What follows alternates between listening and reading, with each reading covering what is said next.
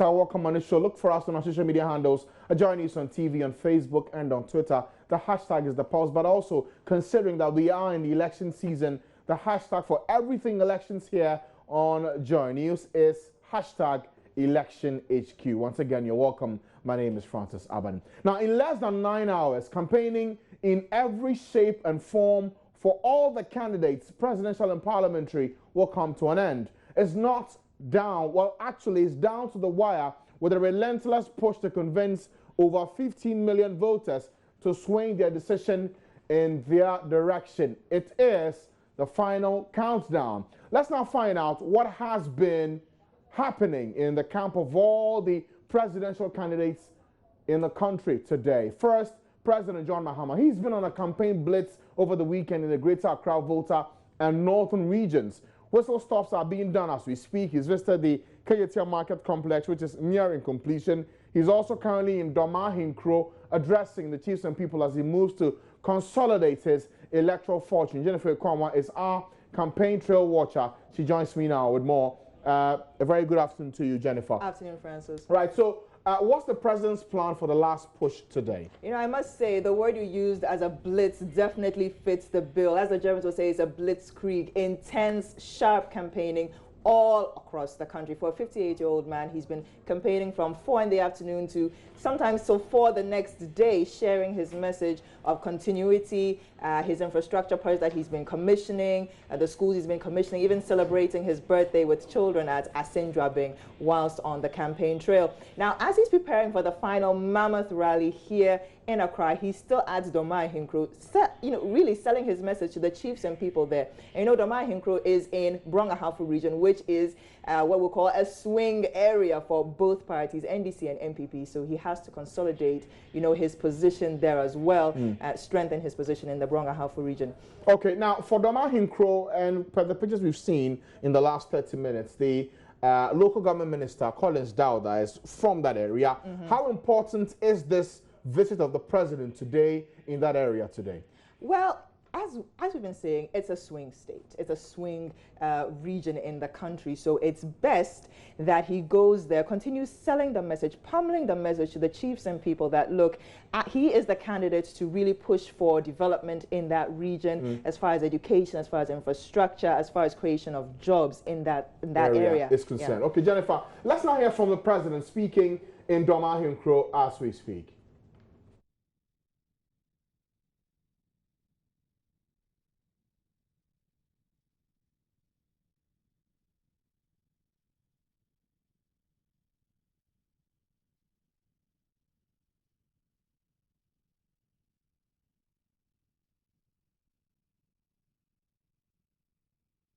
That's actually pictures from Domahinkro a couple of minutes ago. We know the president will touch down in that part of the Brong-Ahafo region in just a few moments. We know the chiefs and people have gathered in their numbers waiting to see what the president has to say to them. With just less than 48 hours to go to the 2016 presidential and parliamentary elections. Remember that there's already been some jostling between the two parties, the MPP and the NDC, in terms of who wins the Brong-Ahafo region, and that's why a lot of attention is being paid to that part of the country. Remember that the central, the Greater Accra and the Brong-Ahafo regions are ones to keenly watch in this year's elections. That's what's been called the determinants of who wins this election, never mind the strongholds of both parties in the Ashanti for the MPP and Volta for the NDC in the country today. Shortly, we'll speak to Seth Kwame Boateng, our man on the ground, for an update on what he has been up to and what the plan will be from Domahinkro as the thousands expect him at the Accra Sports Stadium here in Accra. And need I say that there have been tons and lots of buses moving in that direction towards the Accra Sports Stadium. And it is expected to be a very, very big rally today. We saw the MPP do it yesterday. Today is the turn of the NDC to wrap up their campaign. Jennifer, we'll shortly get in touch with Seth Kwame Boateng to get an update on what exactly is happening on the ground. But beyond what we've seen in Domahinkro, what's happening in the camp of the MPP's Nana Akufo-Addo? We know he ended his national rally yesterday. Yeah. But what's he doing today? He had a huge rally yesterday. Thousands of supporters came to the Trade Fair Center yesterday to listen to him, to hear from other bigwigs of the party. And for a 72-year-old man, it was actually quite interesting to watch him give his final message with all that energy. That being said, today, he's also supposed to join a series of floats throughout the city. Now, this is the interesting thing which is being painted in the capital today. The NDC supporters are trooping over to the sports stadium to get ready for the final message from their candidates. MPP supporters as well are also joining the various health marches or routes. And floats. Yeah, floats with their candidates. So even when you're walking through, I mean, I took a stroll after the midday news and I saw a whole lot of supporters in cars waving flags and the full apparel, getting ready for all the excitement this afternoon. Interesting. Let's get an update from Lateef Idris. He's our man following Nana Akufo-Addo today on the final day of campaigning. Lateef, good afternoon. Where is Nana Akufo-Addo now? What's happening? Hello, Francis. I can say that it's a very, very sweet rivalry between the NDC and the MPP. Nana Akufo has been on this float through Nima and Newtown. As I speak to you now, we are heading to Kokomlemle, and it is very, very massive for the New Patriotic Party. And the NDC, interestingly, are marching the opposition party in equal measure. We have lots of NDC supporters who have also lined up. Okay.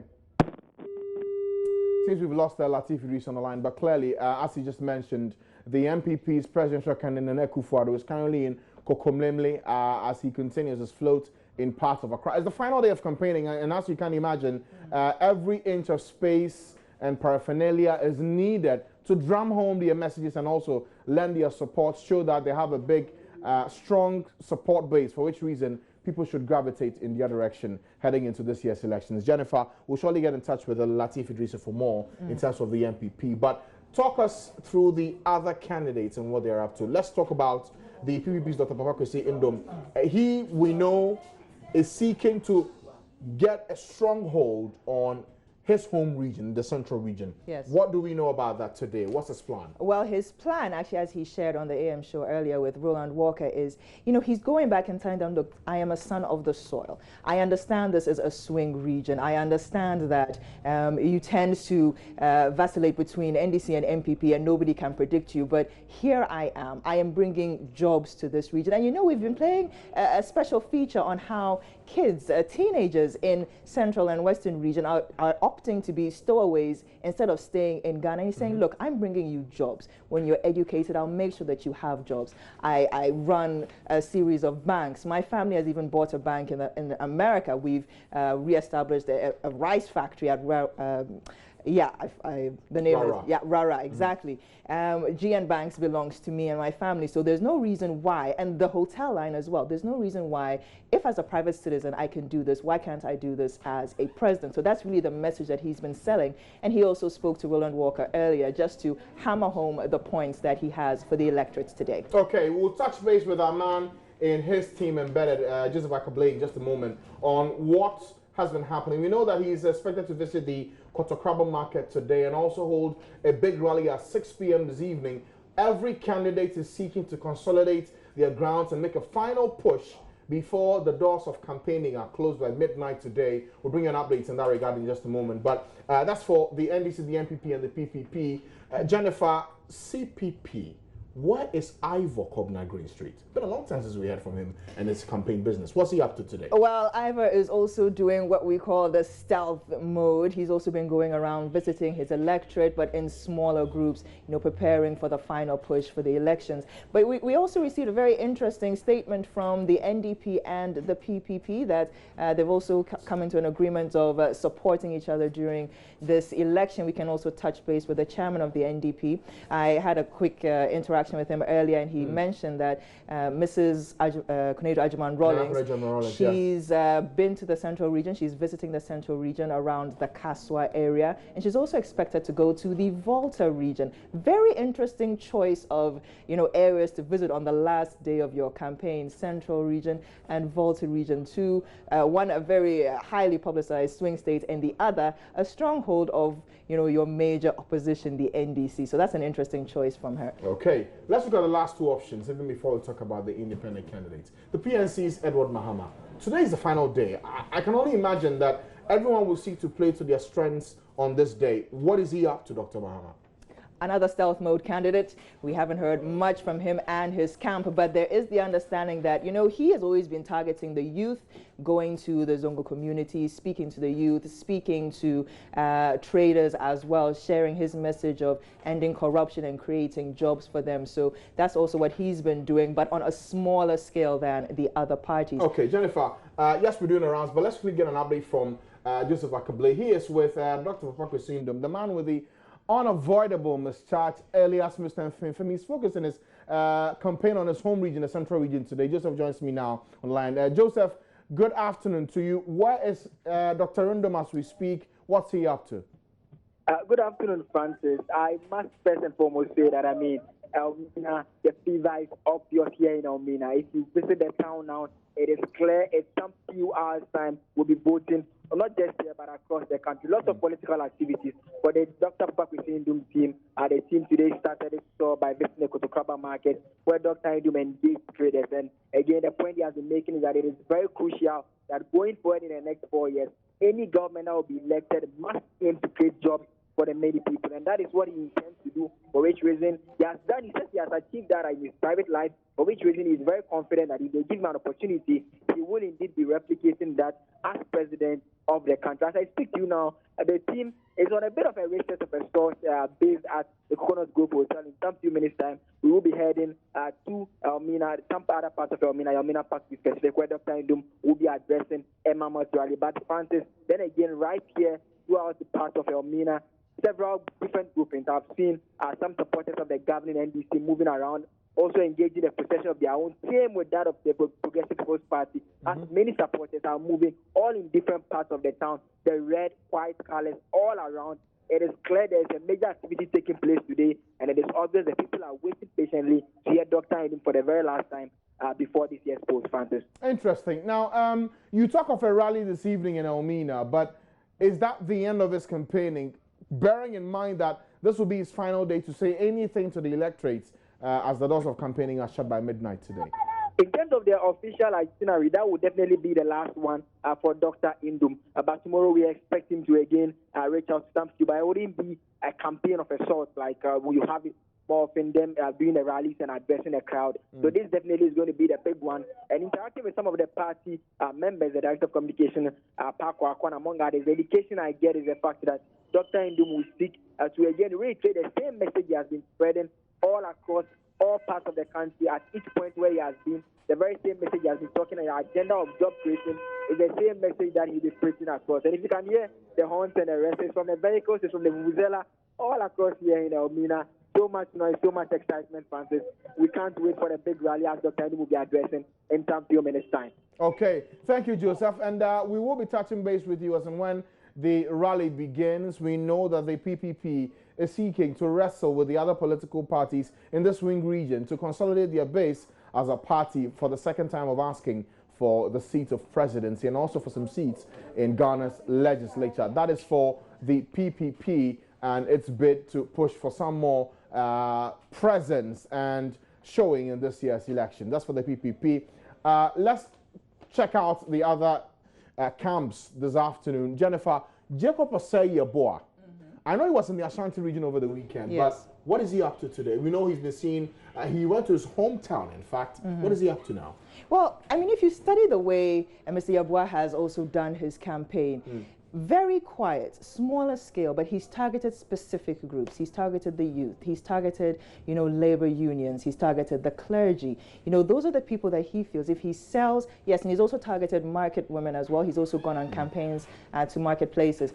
He's gone to what he feels are his strongholds. You know, and then play to his strength. And Jennifer, let me not cut you, but let's speak to Mohamed Frimpong. He's the chairman of the NDP, for an update on where Nana Konadu is today and what he's up to. Mr. Frimpong, thank you for joining us this afternoon. Final day of campaigning for all the candidates, including Nana Konadu Agyeman-Rawlings. Where is she this afternoon? Mr. Frimpong, okay, I think I've lost Mr. Frimpong on the line. We'll restore him back on the line and get to understand what he's up to, what she is up to for for the NDP in the final days of campaigning today. Jennifer, so you were talking to us about Jacob Asseye-Boah, his small group approach with the campaigning today. What is he doing today? Which group is he meeting today? Well, today is his final press conference. He's also wrapping up his campaign with a final press conference, just sharing the message of what he can also bring on board to the table. You know, he's also been very emphatic on the position that Ghanaians, we've always been drawn into a kind of bipartisan political stance, either NDC or MPP, hasn't really helped the country much. So he's offering himself as an alternative, saying that, look, we've tried these two major parties. Maybe it's time for somebody who's independent, who can actually get the work done without being affiliated to, you know, these bigger parties and these bigger affiliations. So that's really what he's been selling, and that's what he's also been doing since about 2 o'clock this afternoon at their office. Okay, and we'll bring you some details on that in just a moment. But if you're just joining us, we're taking a look at the final 9 hours or so for campaigning across the country for all the presidential candidates who are gunning for your vote in this year's presidential elections. President John Mahama is currently in the Bonafo region. He's expected in Accra for the big rally at the Accra Sports Stadium. Also, Nana Akufo-Addo is on floats in Accra, currently in Kokomlemle as we speak. We'll bring an update, speak to Latif Idris for more on that in just a moment. But if you're just joining us, we're taking a critical look at what will be the final hours of campaigning across the country. Jennifer, thank you for the updates. As and when we get, we just got the NDP's chairman, Mohamed Frimpong, joining us. Mr. Frimpong, good afternoon to you. Hello, good afternoon. Great. Now, where is Nana Akufo-Addo Rawlings on a day like this, final day of campaigning? Where is he? What's she up to? Hello.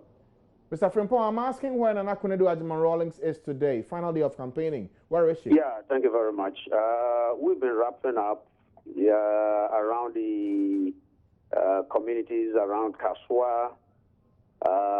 We've moved from Kasoa on our way back to the Volta region through Pram Pram. Presently, the flag bearer will be on her way to Kita and then probably join another community rally around Agozome area. So this is how the movement has been today. Mr. Frimpong, tell me something, and correct me if I'm wrong. I've seen a lot of the inroads into the Volta region. Any specific reason for that? Well, we don't have any specific reason. The point is the flag bearer, as we affectionately call her the old lady, has established long relationships with a lot of communities. And you remember the litigation with the EC held us back from, carrying out the full haul of our campaign. For that matter, we've tried to do a fast one around the country. And around this time, we just settled on the coastal communities. And these are the coastal regions, of which, of course, the Volta is one. And there have been several invitations already made to her.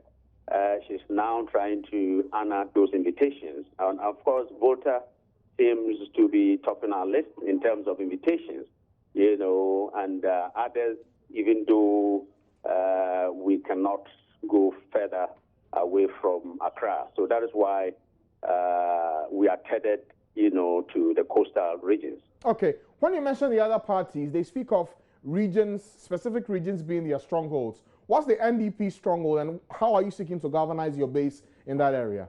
Well, I can assure you that the rural communities all over the country are a stronghold. There's no exception at all. And that is coming from the fact that the activities of the 31st December Women's Movement, is giving what I call fond memories, to our women folk.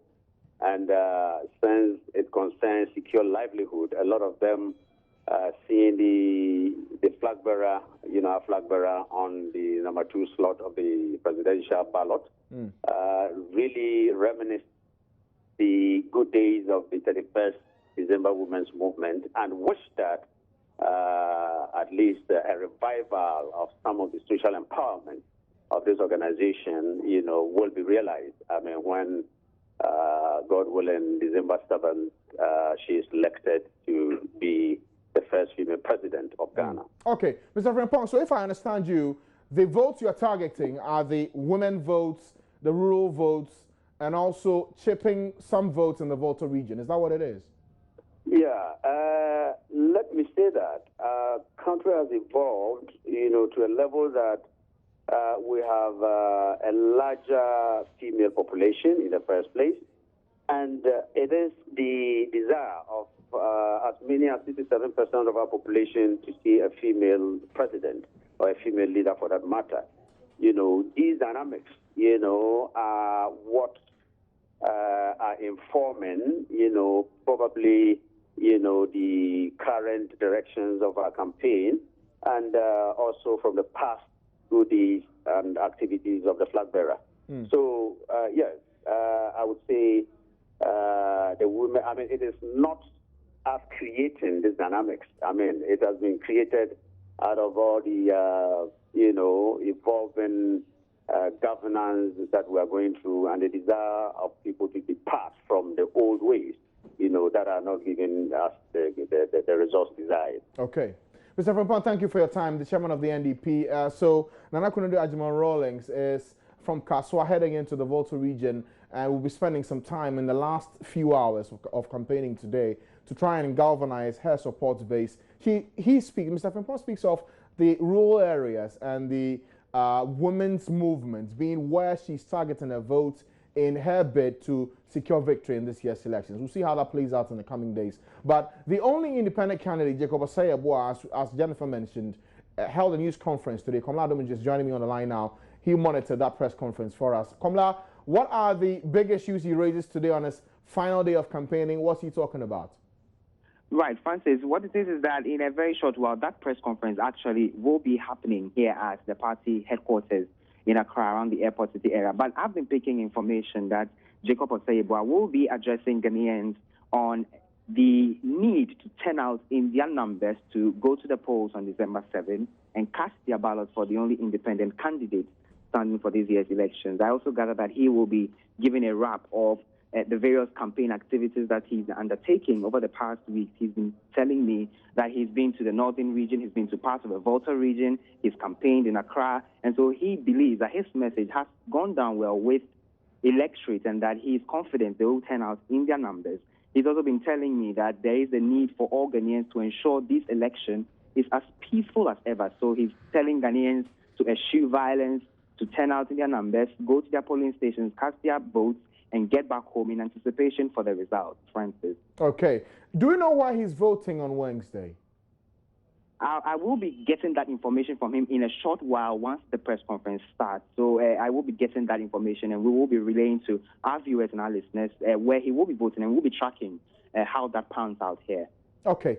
Thank you, Komla Adom, for that update, and a very interesting bit he speaks of in trying to get as many votes as possible. A press conference is upon us in just a few minutes. We'll see if we can get some live updates from that here on your election headquarters. Well, with some hours to Ghana's big day, the opposition New Patriotic Party has been questioning the commitments of the President Mahama administration to fight corruption in his government. The party at a press conference addressed by their Director of Communications, Nana Komia, mentioned names of people that the party alleges to be beneficiaries of the judgment debt received by businessman Alfred Agbeshi-Woyome. Mr. Komia went ahead to show what he describes as evidence to substantiate his claims.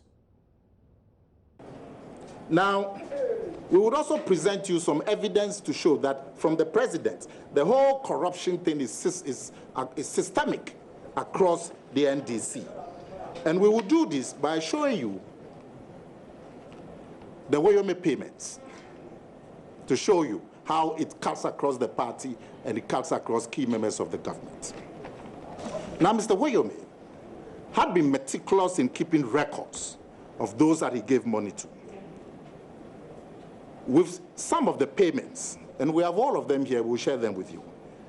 He made the recipients write in their own words the receipt, the amount received, when it was received, and all of that. He got them to do that. Even when he gave a cash check, he made sure that he kept a record of the payments in a separate book.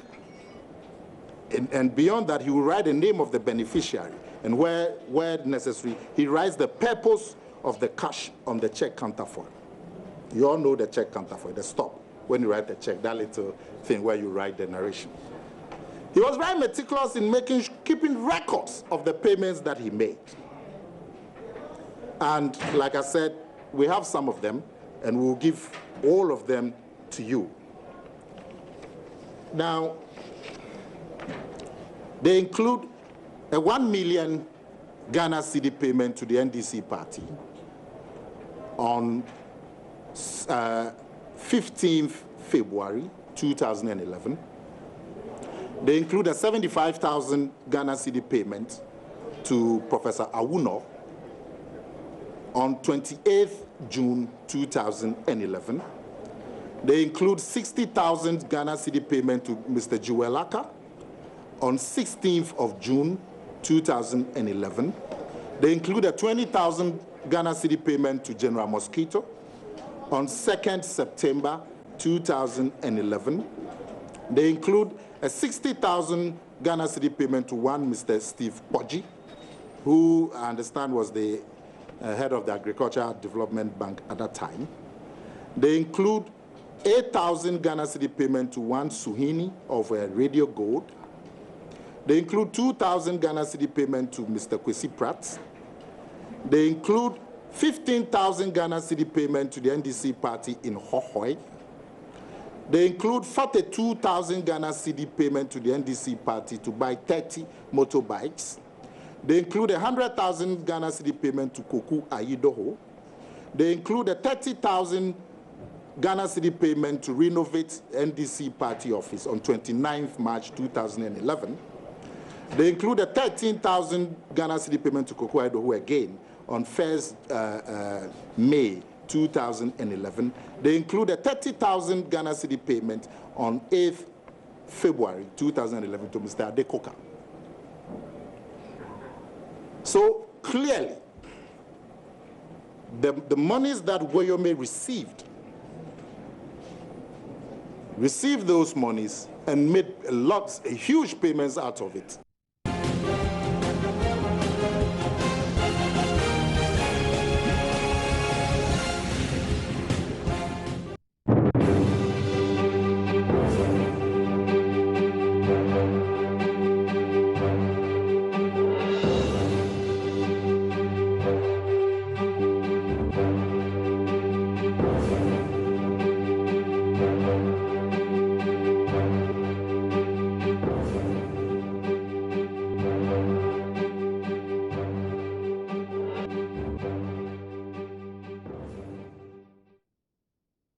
Watching the Pulse on the Joy News channel on Multi TV. Just shortly, that was Nana Mia. You saw on your screens the Director of Communications of the MPP. Now, the NDC also today held a news conference, and it's the season of accusations, if you want to call it that. The NDC today says that they have intelligence and the tape to suggest that there are plans by the MPP to rig this year's elections in collaboration with some EC officials. Kofi Adams addressed the news conference. Have in our possession and playing to you today, before you leave, voice recordings of discussions that went on between some EC officials at the very headquarters of the Electoral Commission and MPP officials, Mike Okwe and Lord Comey and a few others, where they were making attempts to influence these election officials to make sure results in some constituencies are worked in their favor. This is an attack on our electoral process. But we are not surprised because the MPP is noted for that. In the year 2000, in their desperate attempt to win an election, they littered on our streets dead bodies of persons that not a single one could be identified. And indeed, they moved on political platforms and promised the people of this country that all we needed to do was to vote for them and the murder of women was going to cease. Indeed, the women who feared for their lives bought into these lies, voted for them, and it ceased. Even though not a single dead body that was littered on the street could be identified. One innocent person who has a mental problem, one Kwanzaa, was picked up, and you all know the story about Kwanzaa. It never led us anywhere. Again in 2008, we saw a repeat of that behavior when they were caught on tape, planning to drop dead bodies in Volta region, just so to give an indication that their agents who were sent there on duty to police the polls or the electoral process were beaten up and killed. So that's Kofi Adams, the campaign coordinator for the NDC.